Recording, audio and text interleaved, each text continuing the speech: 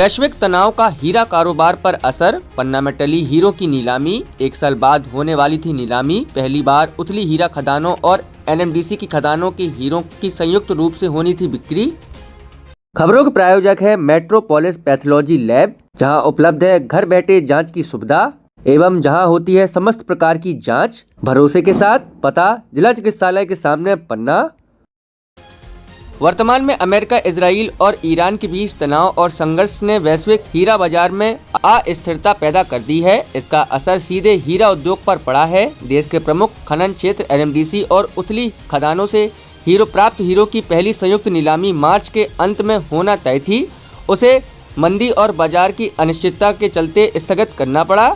नई नीलामी की तारीख अंतर्राष्ट्रीय हालात सुधरने के बाद तय किए जाएंगे। पश्चिम एशिया में छिड़े युद्ध ने हीरा बाजार की मांग को कमजोर कर दिया है। अस्थिरता और अनिश्चितता के कारण स्थानीय कारोबार 80% तक लुढ़क गया है। इसके अलावा अमेरिका टैरिफ भी असर डाल रहा है। इसके तहत रत्नों और आभूषणों पर प्रभावी टैरिफ 50% से घटकर 18% किया जाना था, जबकि आभूषणों में गढ़े गए हीरो पर टैरिफ 0 तक आना था, लेकिन अभी तक यह लागू नहीं हो पाया।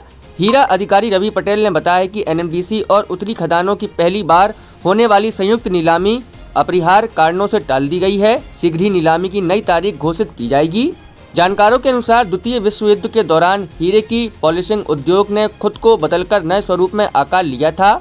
आज भी यही स्थिति देखने को मिल रही है। पारंपरिक हीरा तलाशने वाले कारीगर अब अपनी कला को लैब ग्रोन डायमंड यानी LGD की ओर मोड़ रहे हैं, ताकि तेजी से बदलते बाजार में कारोबार को गति दी जा सके। इसका सीधा असर स्थानीय हीरा कारोबार में भी दिखने लगा है। वैश्विक स्तर पर मंदी के चलते नीलामी टालना पड़ रहा है।